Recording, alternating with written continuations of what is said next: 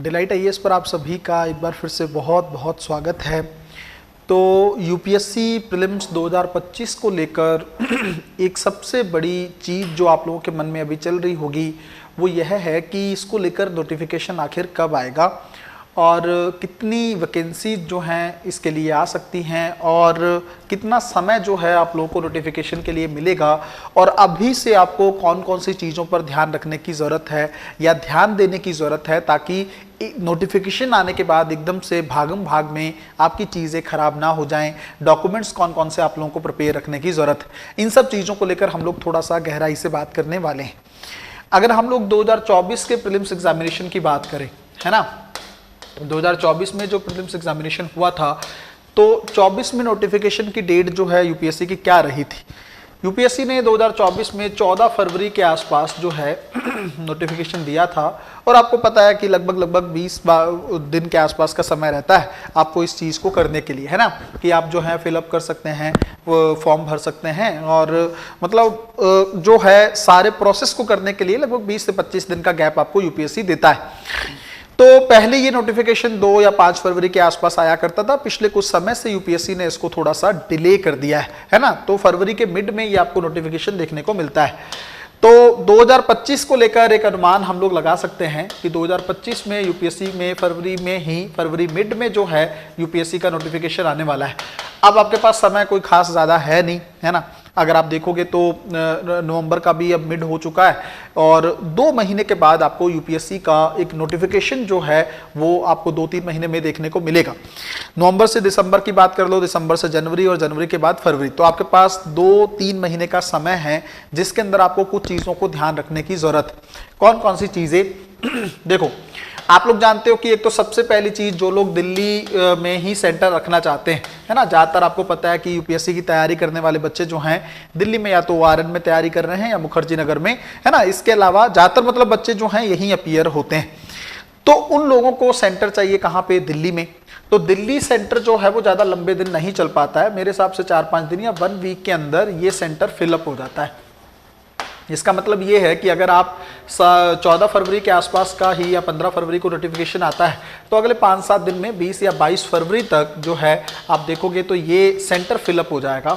मतलब इसके अंदर फिर आपको सीट नहीं मिलेंगी। इसके बाद आपके पास विकल्प रहते हैं कि आप नियरेस्ट सेंटर देख सकते हो, जैसे गाजियाबाद है या फिर लोग फरीदाबाद की तरफ देखते हैं। इस तरह की चीज़ें जो हैं आप लोग उसमें गुड़गांव वाला सेगमेंट आप देख सकते हो, है ना। तो इसलिए जरूरी है कि आप विद इन 3-4 दिनों में ही या जैसे ही नोटिफिकेशन आए, अगर आप चाहते हो कि आपको सेंटर दिल्ली मिले, दिल्ली में ही आपका एग्जाम हो, आपको कहीं और ना जाना पड़े अदर स्टेट में, तो आपको जल्दी से ही इस फॉर्म को फिलअप करना होगा। तो आपके पास 3-4 दिन का समय होता है, उसी में आपको ये फॉर्म फिल करना है। कई बार जल्दी भी भर जाता है, जरूरी नहीं है 7 दिन में भरे। तो अगर आप चाहते हो आपका फॉर्म मतलब आपको दिल्ली हर हाल में मिले तो शुरू के जो 1-2 दिन या 3 दिन होते हैं उसी में आपको ये फॉर्म फिल कर देना चाहिए। दूसरी चीज मेरी इस बात को लेकर भी आपको याद रखने की जरूरत है कि फॉर्म भरते टाइम आपसे गलतियां कम से कम हों, है ना। अगर कुछ बच्चों को लगता है कि हम डिजिटल रूप से अच्छे हैं, प्रॉब्लम नहीं है, हमें फॉर्म फिलअप करने में दिक्कत नहीं होती है, सारी चीज़ें हमें पता है, क्योंकि यूपीएससी के बच्चे थोड़ा अवेयर होते भी हैं पर कई नहीं भी होते हैं, कई बचकानी हरकतें भी करते हैं बच्चे, कुछ छोटी छोटी गलतियां कर देते हैं जिसके चलते आने वाले टाइम में उन्हें समस्याओं का सामना करना पड़ता है। तो आप लोग इस चीज को समझो कि अगर आप खुद से फॉर्म फिल कर सकते हैं बहुत अच्छी बात है, अगर नहीं कर सकते हैं ना तो आप किसी कैफे वगैरह से फॉर्म फिल करा लीजिए या किसी और से फॉर्म फिल करा दीजिए ताकि आपकी गलती होने की संभावना निल हो। तीसरी चीज जो सबसे ज्यादा जरूरी है मेरे हिसाब से अभी, वो है प्रमाण पत्र को लेकर, है ना। जो लोग जनरल कैटेगरी से हैं उनको तो ज्यादा दिक्कत नहीं है, वो तो अपना रिलैक्स रहें।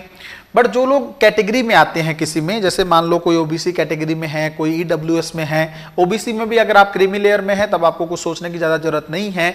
बट अगर उसके अलावा हैं आप, है ना, जैसे मान लो ओबीसी नॉन क्रीमी लेयर में आप आते हैं या ईडब्ल्यूएस में आप हैं या आप एससी या एसटी के जो हैं समुदाय से संबंधित हैं, तो ऐसी सिचुएशन में आपको पता है कि आपके पास एक सर्टिफिकेट होना चाहिए कास्ट को लेकर, जाति को लेकर। इस सर्टिफिकेट का नंबर आपके पास होना चाहिए, उसका इशूइंग की डेट आपके पास होनी चाहिए ताकि यूपीएससी का फॉर्म फिलअप आप कर सकें। कुछ बच्चों को लेकर तो ये क्लियर ही नहीं है कि ये जो सर्टिफिकेट है वो सेंटर का होना चाहिए या स्टेट का होना चाहिए, तो आपके पास जो है केंद्र का ओबीसी सर्टिफिकेट होना चाहिए इस फॉर्म को फिलअप करने के लिए। कई लोग राज्य में भी ओबीसी सर्टिफिकेट बनता है ना, राज्य का भी एक ओबीसी सर्टिफिकेट होता है, और अगर आपको सेंटर का बनाना है तो पहले राज्य का ही बनाना पड़ेगा। तो वो कई लोग उस राज्य के सर्टिफिकेट को ही अपने पास रखते हैं, वो आपका एक्सेप्टेड नहीं होगा यूपीएससी में। आपका सेंट्रल सर्टिफिकेट होना चाहिए ओबीसी का, वो आप वहीं बनेगा, वहीं से आपकी तहसील से जहां से आप लोगों ने स्टेट का बनाया बनेगा वहीं से, अलग से ऐसा नहीं कि सेंट्रल गवर्नमेंट में आके बनाना है, बट वो बनेगा सेंटर के लिए अलग से। उसके अंदर ये है कि आप सेंट्रल गवर्नमेंट की जितने भी वैकेंसीज निकलती हैं उसके अंदर भी आपको ओबीसी का कोटा मिलेगा। राज्य का अगर ओबीसी दर्जा आपके पास है तो वो फिर राज्य की ही वैकेंसीज में लागू होगा।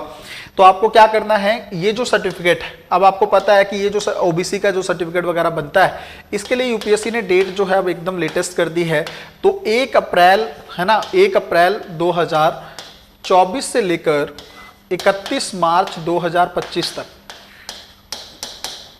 31 मार्च 2025 तक का इस टाइम पीरियड में आपके पास ओबीसी का सर्टिफिकेट या ईडब्ल्यूएस का सर्टिफिकेट होना चाहिए।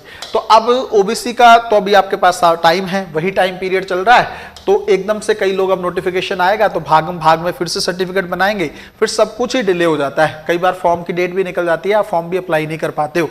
तो यह एक सही टाइम है कि आप अपना रिलैक्स माइंड से अभी से अप्लाई कर दीजिए। अब अगर आपका बनेगा तो वो बिल्कुल एक्सेप्टेड होगा। कल भी एक स्टूडेंट कंफ्यूज थे कि सर मुझे लगता है फॉर्म आने के बाद, ऐसा कुछ नहीं है। 1 अप्रैल 2024 से लेकर आपके पास 31 मार्च 2025 के बीच का सर्टिफिकेट होना चाहिए। इसी टाइम पीरियड का आपके पास आय प्रमाण पत्र भी होना चाहिए, है ना। पुराना इनकम सर्टिफिकेट नहीं एक्सेप्ट करता है यूपीएससी, तो इनकम सर्टिफिकेट भी आपके पास होना चाहिए। ये सब काम आपको पहले कर लेने चाहिए। अगर आप इस काम के लिए नोटिफिकेशन का वेट करोगे तो आपको दिक्कत होगी, ये पहले ही करके अपना बैठ जाओ। सेंटर वाला मैंने मैटर आपको बता दिया है कि सेंट्रल सर्टिफिकेट आपके पास होना चाहिए, राज्य का सर्टिफिकेट जो है यूपीएससी की सेवाओं में नहीं चलेगा। उसके अलावा की चीज़ जो ये है, जैसे वैकेंसीज को लेकर है ना कि कितनी सीटें रफली आ सकती हैं, तो मेरे हिसाब से 900 से 1000 की वैकेंसीज अभी भी सरकार रखेगी। इसमें ज़्यादा हेरफेर देखने को नहीं मिलेगा।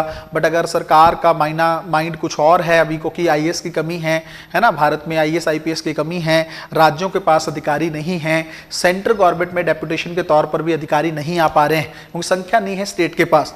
तो ऐसी सिचुएशन में यूपीएससी में वैकेंसीज बढ़ने की भी पॉसिबिलिटी है। ये कहा भी गया है संसदीय समिति के द्वारा कि आप लगभग 180 की जगह 205 या 210 आईएएस अधिकारियों की नियुक्ति करिए, तो इससे थोड़ी सी संख्या बढ़ भी सकती है। लेकिन पैरेलल एक चीज और हुई है जो मैंने आप लोगों को कुछ दिन पहले बताया था कि रेलवे की जो टेक्निकल सेवाएं हैं वो फिर से अलग कर दी गई।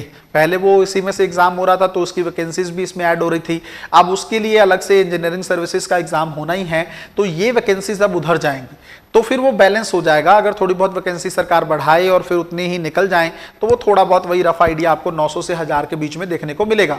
तो वैकेंसीज कितनी भी आए वो उससे आपको फर्क नहीं पड़ना चाहिए, क्योंकि आपको तो एक ही सीट चाहिए, उसके लिए आपको मेहनत करनी है दिन रात। तो नोटिफिकेशन लगभग फरवरी के मिड में आएगा, उससे पहले आप अपने सारे दस्तावेज, सारे डॉक्यूमेंट्स वगैरह रेडी कर लीजिए।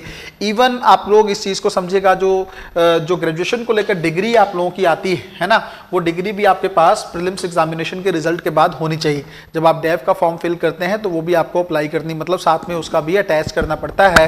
अगर आपके पास सिर्फ मार्कशीट है तो अभी भी आपके पास टाइम है, अपने कॉलेजेस वगैरह से जाके, यूनिवर्सिटी से वो डिग्री आप अपनी लेके अभी से अपने पास रख सकते हैं।